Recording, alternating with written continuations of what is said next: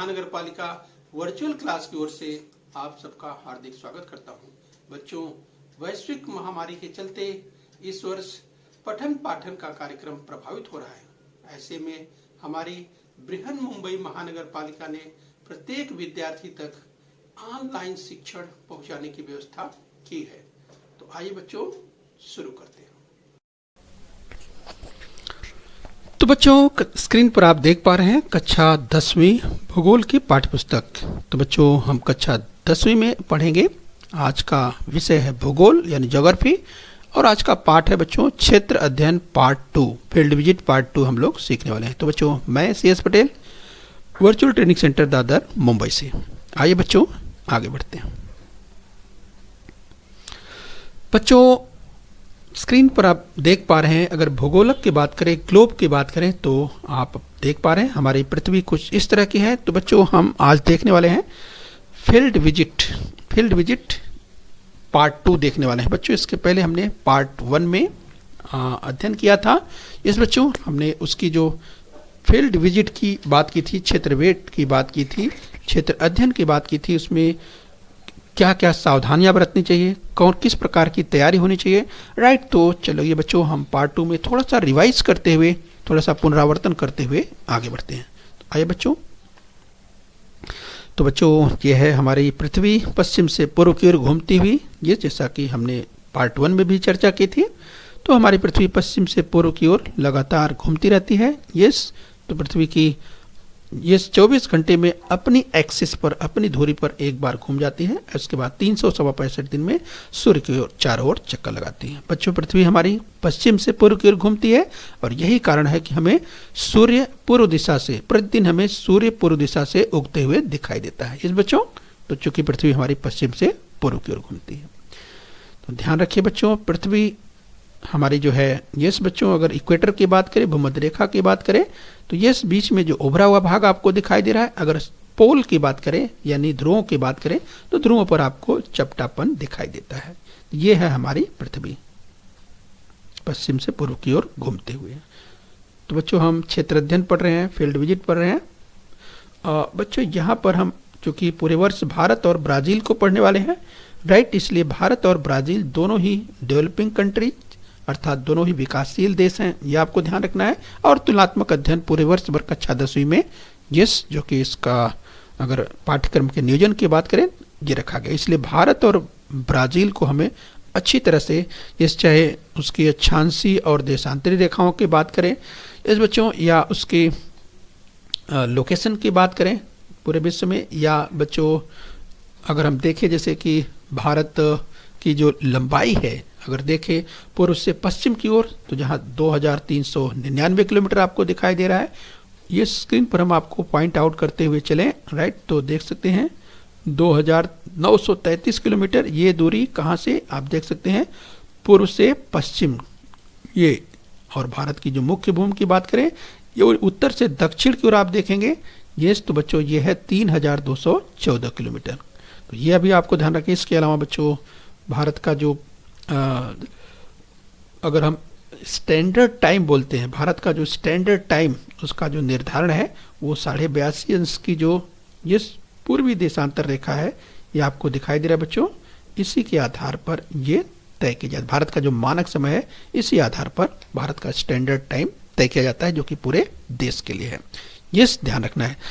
तो चलिए बच्चों, हम थोड़ी चर्चा ब्राज़ील की भी कर लेते हैं। बच्चों, ब्राज़ील एक विकासशील देश जैसे भारत है, और ध्यान रखिए बच्चों, भारत में जहाँ पर कर्क रेखा बीचों बीच होकर गुजरती है, वहाँ पर आप देखेंगे जैसे शून्य अक्षांश रेखा इक्वेटर जो है वो ब्राज़ील के उत्तरी क्षेत्र से गुजरती है। और बच्चों ध्यान रखिए, हम अगर ब्राज़ील की बात करें तो ब्राज़ील में जहाँ पर बच्चों आप देख सकते हैं इस इक्वेटर को आप देख पा रहे हैं, और इसके साथ ही विश्व का जो सबसे बड़ा बेसिन है बच्चों, अमेजन नदी की घाटी आप देख पा रहे हैं। विश्व का जो सबसे बड़ा बेसिन है वो यहीं पे अर्थात ब्राज़ील में ही है। यस, अमेजन नदी का जो बेसिन है, विश्व का सबसे बड़ा यस नदियों का बेसिन अमेजन का है, राइट। अपनी तमाम सहायक नदियों के साथ बच्चों ये अमेजन नदी इस बढ़ती है और जाकर के उत्तरी अटलांटिक महासागर में गिर जाती है। ये आपको ध्यान रखना है। तो चलिए बच्चों, ब्राज़ील के बारे में थोड़ी चर्चा, ये ध्यान रखिए। और बच्चों, हम आज जो अध्ययन करने वाले हैं, हम भौगोलिक शहर का अध्ययन करने वाले हैं और क्षेत्र भ्रमण की बात करेंगे, फील्ड विजिट की बात करने वाले हैं। पार्ट 1 में हमने थोड़ी चर्चा की थी, हम पार्ट 2 में उसी को और आगे बढ़ाने वाले हैं, राइट। तो चलिए बच्चों, अगर फील्ड विजिट की बात कर रहे हैं, यस, यानी भौगोलिक शहर की बात कर रहे हैं, क्षेत्र भ्रमण की बात कर रहे हैं, तो यहाँ पर आप देख सकते हैं। तो बच्चों, भूगोल विषय के लिए यानी भौगोलिक भ्रमण भूगोल विषय के लिए अत्यंत महत्वपूर्ण अध्ययन पद्धति है, ये भी आपको ध्यान रखना है। और बच्चों, इस पद्धति में किसी क्षेत्र की सैर पर हम जाते हैं, यानी जब हम फील्ड विजिट की बात करते हैं तो इसके लिए चयन किया जाता है कि आखिर में फील्ड विजिट कहाँ करना है, किस क्षेत्र में हमें जाना है, उसका प्लानिंग होता है, उसका नियोजन किया जाता है। और उसका नियोजन किया जाता है बच्चों, इस जो शिक्षक हैं या आपकी जैसे अगर स्कूल की बात करें, राइट, तो स्कूल में जो शिक्षक हैं या शिक्षिकाएं हैं, जो आपकी क्लास टीचर हैं, आपके प्रिंसिपल हैं, वो डिसाइड करते हैं। तो बच्चों, तय करने के बाद कहाँ जाना है फील्ड विजिट के लिए, इसके बाद और कौन कौन सी सावधानियाँ बरतनी है और कौन कौन सी आवश्यक वस्तुएं आपको ले जाना है, उसकी भी चर्चा हम आगे और करने वाले हैं। तो बच्चों, फील्ड विजिट की अगर हम बात कर रहे हैं, यानी क्षेत्र भ्रमण द्वारा उस स्थान की भौगोलिक सामाजिक परिस्थिति को समझा जा सकता है। तो बच्चों, देखा आपने, जो इसका ऑब्जेक्टिव है, उद्देश्य है फील्ड विजिट का, आप फील्ड विजिट के द्वारा क्या सीख पाएंगे, क्या जान पाएंगे।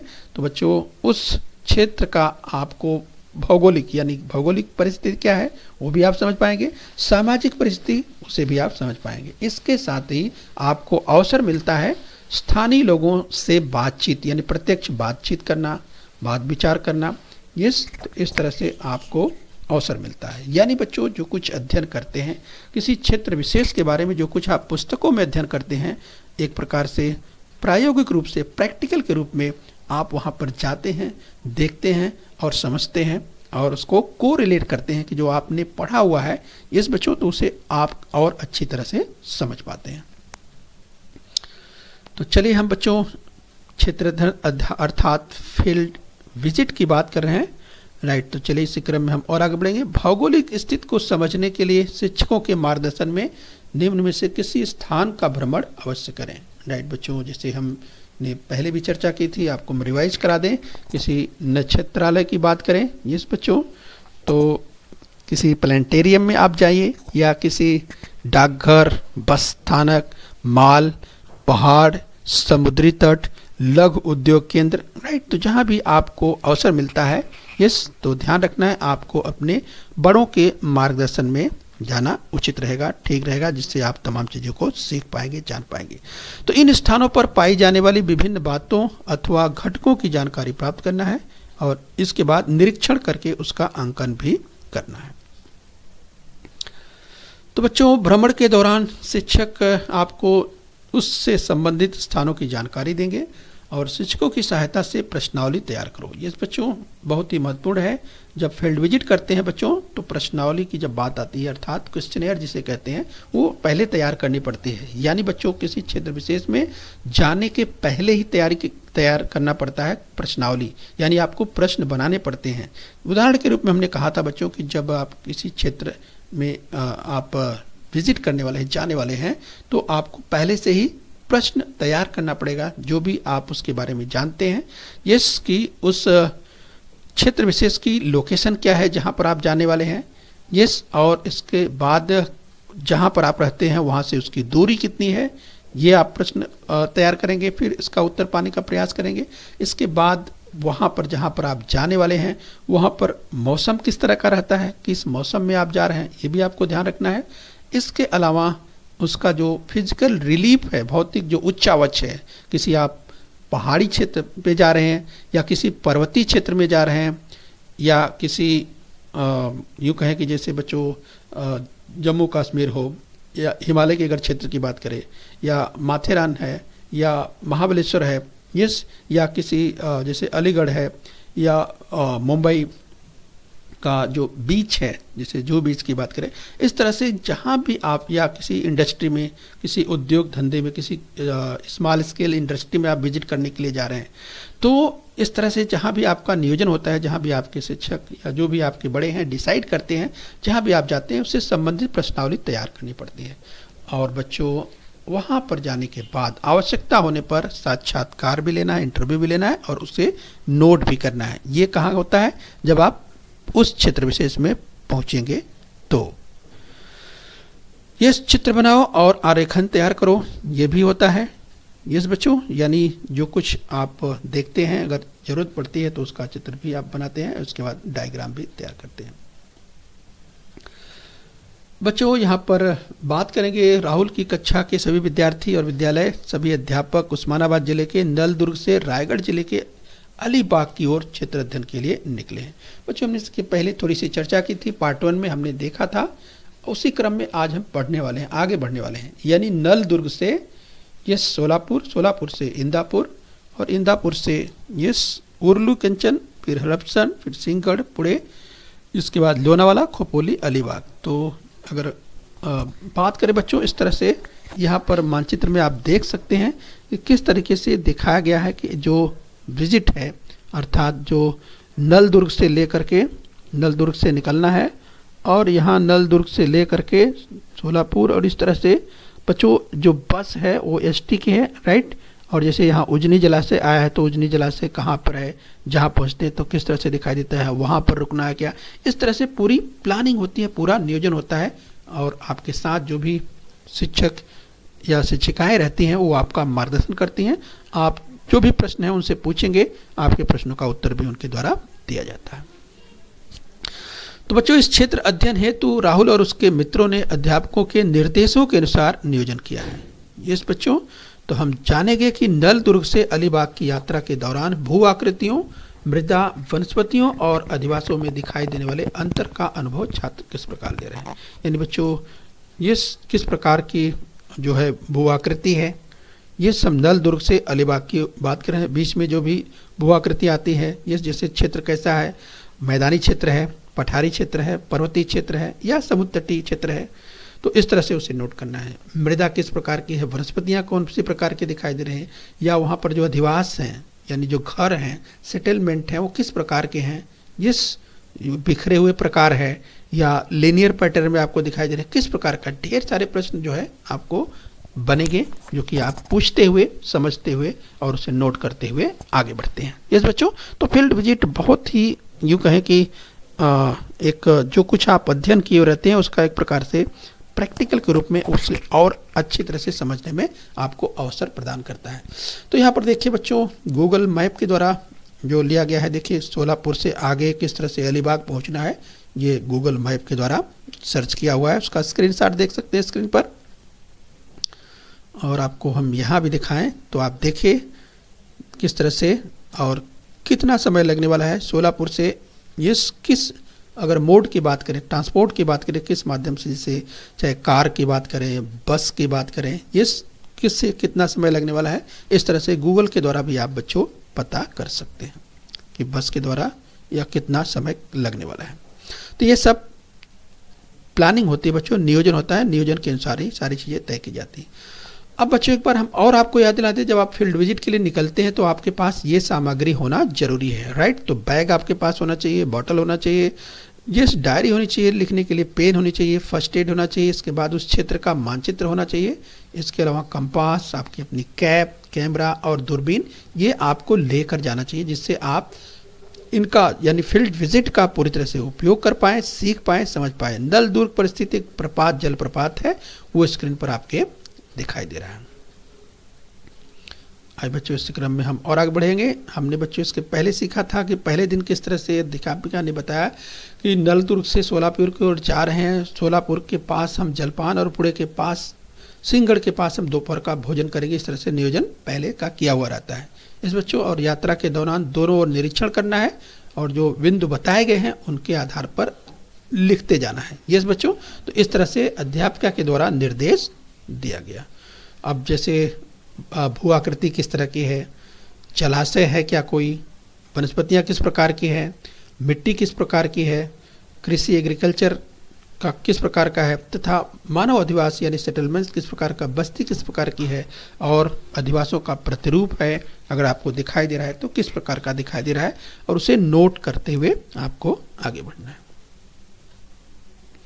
तो बच्चों, भारत के मानचित्र में आप देख पा रहे हैं महाराष्ट्र, और महाराष्ट्र में अगर आप देखें तो यहाँ पर आपको दिखाई देगा उस्मानाबाद आप देख पा रहे हैं जिसकी हम बात करें। इसके बाद आप बालाघाट रेंजेज आप देख पा रहे हैं, ये स्क्रीन पर आप देख सकते हैं।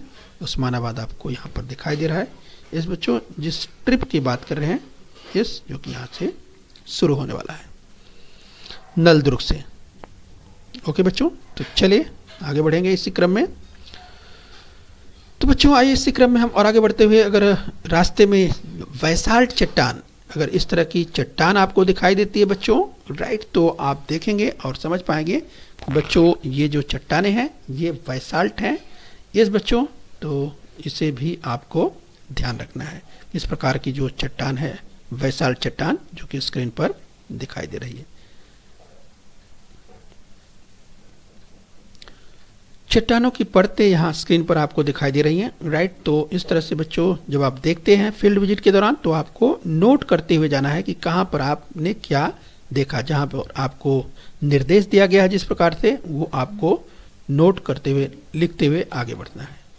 तो स्क्रीन पर आप देख पा रहे हैं बच्चों, जिससे अगर हम खेती की बात करें, इस धान की खेती आपको स्क्रीन पर दिखाई दे रही है, राइट। तो इस तरह से बच्चों जब आगे बढ़ रहे हैं, जैसे यहाँ पर आपको जब आगे बढ़ते हैं तो आपको दिखाई देता है कि बच्चों धान की खेती आपको दिखाई देती है, और बच्चों ये धान अर्थात चावल की खेती आपको दिखाई देती है।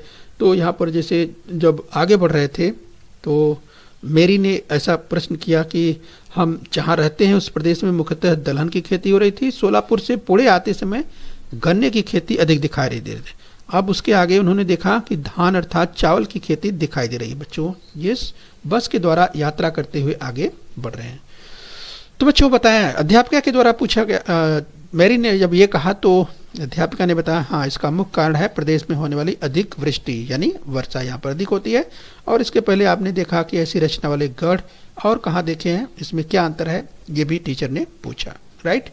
तो बच्चों वहीदा ने बताया उसके बारे में कि मैडम हम इसकी तुलना नलदुर्ग के किले से कर सकते हैं, किंतु नलदुर्ग सिंहगढ़ की तरह पर्वत नहीं है, पर उसे देखने के लिए चढ़ाई नहीं करनी पड़ती, ऐसा वहीदा ने बताया।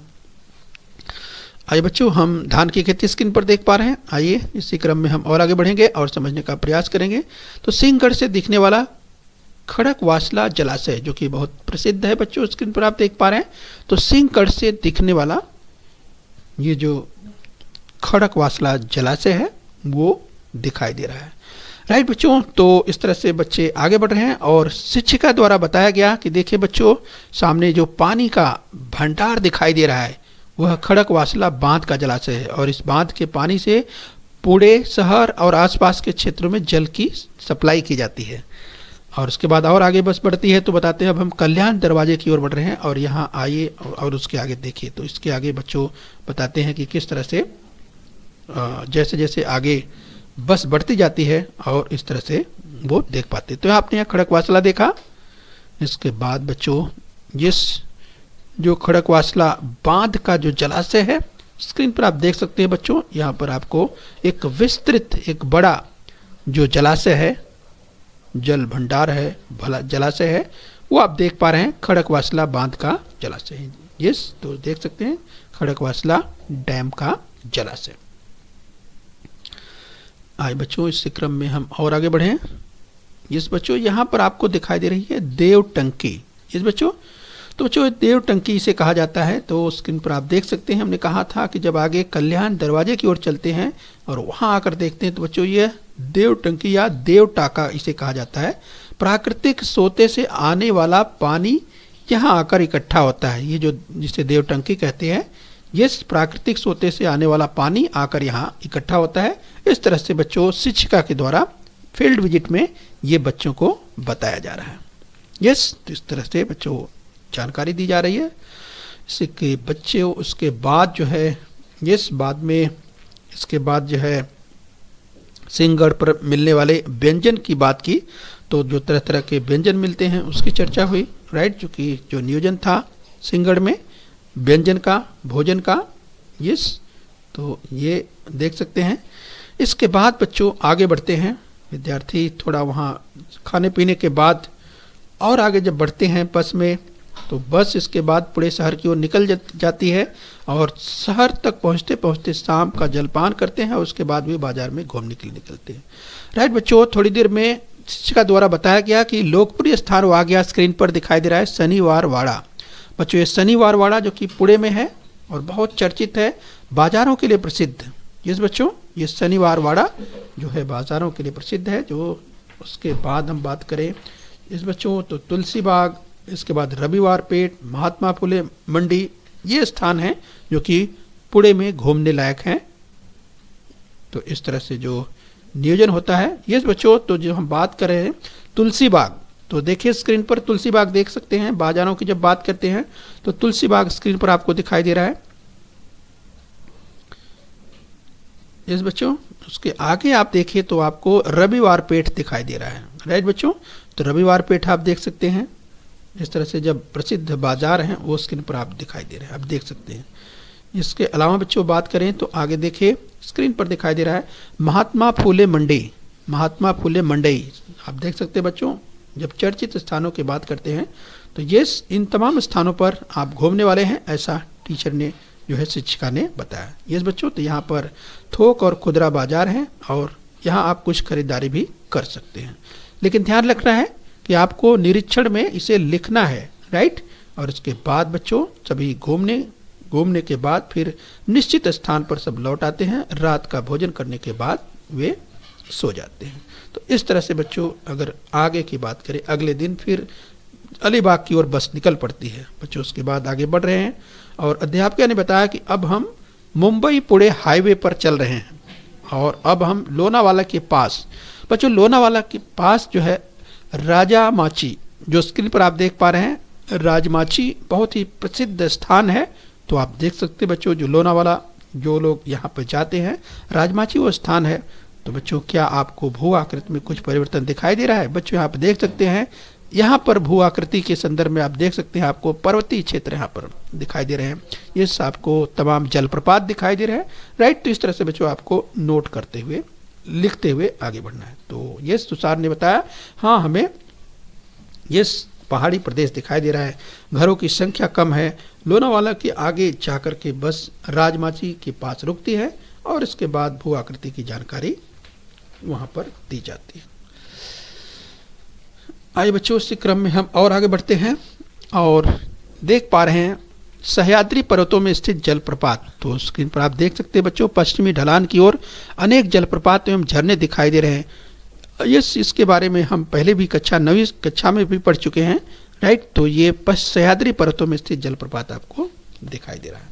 फिर बच्चों इसी क्रम में जब आगे बढ़ते हैं तो आगे उन्हें दिखाई पड़ता है खंडाला का बोर घाट, बहुत प्रसिद्ध ये पश्चिमी घाट का बोर घाट, इसे खंडाला घाट भी कहा जाता है, जो स्क्रीन पर आपको दिखाई दे रहा है।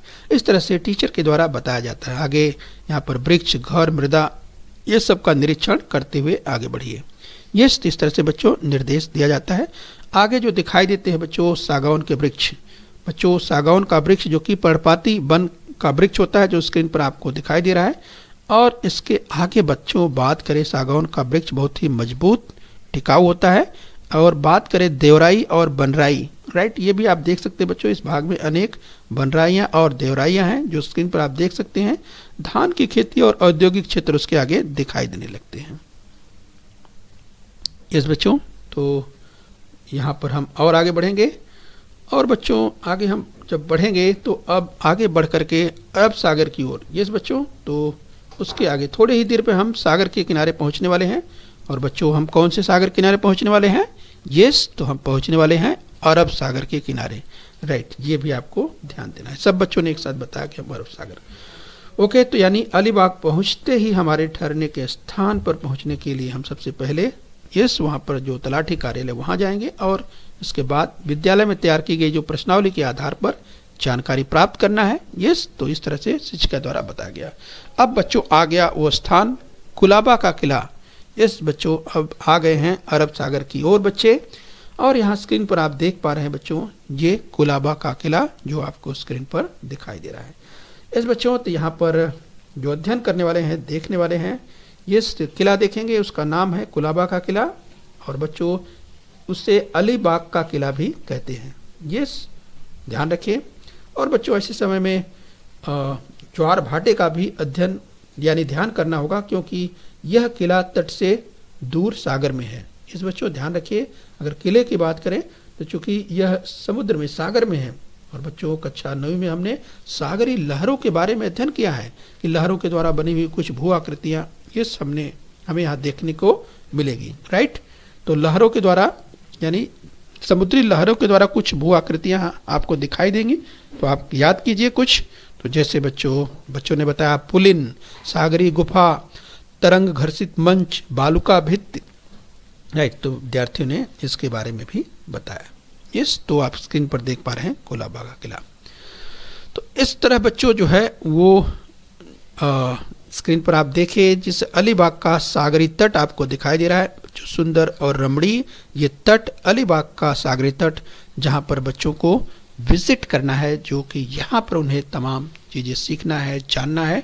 इस तरह से बच्चों जो फील्ड विजिट है, फील्ड विजिट में जो उनका ऑब्जेक्टिव था, इस देखा आपने नल दुर्ग से अलीबाग तक उन्हें तमाम जानकारियाँ प्राप्त की, और अब यहाँ पर वे आ चुके हैं इस अलीबाग के सागरी तट पर। यस बच्चों, और यहाँ पर वे जो अपना उनका उद्देश्य है, जो जानकारियां हैं, वे प्राप्त करने वाले हैं।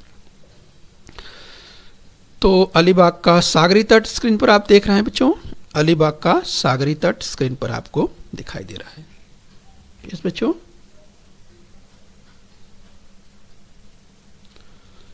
तो बच्चों इस तरीके से हमने अध्ययन किया। इस फील्ड विजिट के लिए हमने देखा कि नल दुर्ग से लेकर अलीबाग तक, यानी बच्चों क्षेत्र अध्ययन का कितना इंपॉर्टेंस है। ये सब जगह उन्हें सीखने के लिए, जानने के लिए अवसर मिला, जो कुछ उन्हें अध्ययन किया था। और शिक्षिका के द्वारा जो क्वेश्चनेयर, जो प्रश्नावली तैयार की गई थी, उन प्रश्नों का उत्तर लिखते हुए आगे बढ़ना था, राइट बच्चों। तो चलिए ध्यान रखिए, क्षेत्र अध्ययन में प्रश्नावली का क्या महत्व है, राइट। तो आप कोशिश करेंगे, प्रयास करेंगे, लिखने का प्रयास करेंगे आखिर में प्रश्नावली का क्या महत्व है। इस बच्चों हमने इसकी चर्चा की, तो आप अपने हिसाब से आप लिखने का प्रयास कीजिए। इस बच्चों क्षेत्र अध्ययन में प्रश्नावली का क्या महत्व है, ये आपको ध्यान रखना।